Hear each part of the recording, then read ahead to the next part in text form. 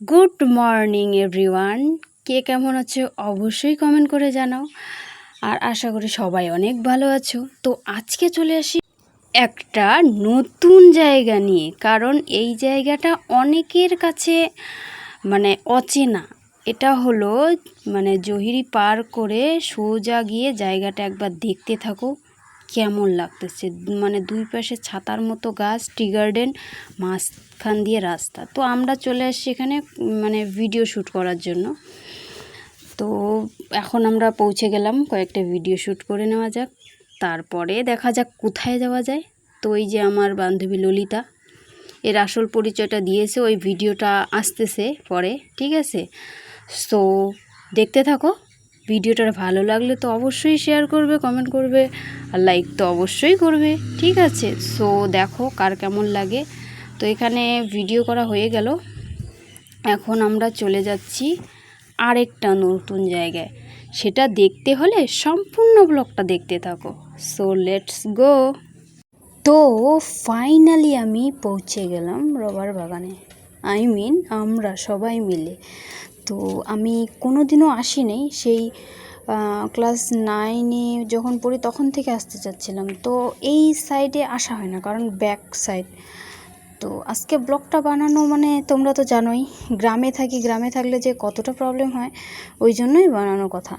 যে কে গেছি, কি করতেছি, কেন গেছি, অনেকে অনেক রকম কমেন্ট করে। পরশুদিনই সেরকম একটা বাজে কমেন্ট করছিল বাড়িতে এসে, ফেসবুকে করেন, এটার জন্য ধন্যবাদ।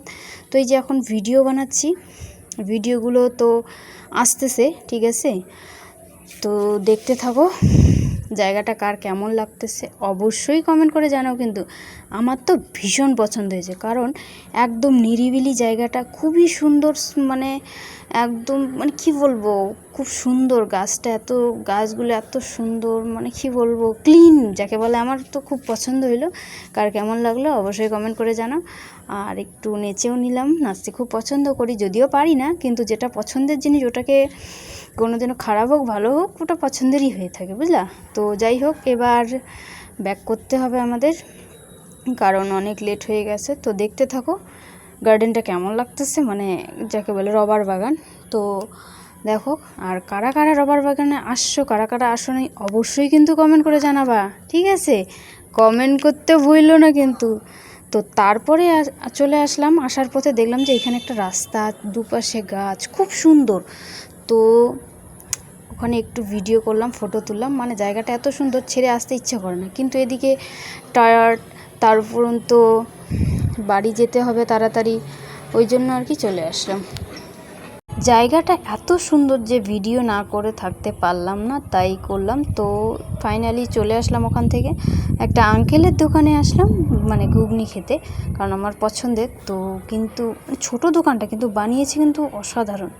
তো যাওয়ার পথে হঠাৎ মনে হলো যে না, একটু সুগারটা টেস্ট করে নেওয়া যাক, কারণ কনফিউজ, মনের মধ্যে একটা কেমন যেন লাগতেছে, যদি সুগার হয়ে যায় তাহলে আমার অনেক কিছু বারণ, এটা ওটা ভয় লাগতেছে। তো তোমরা তো দেখতেই পেলে।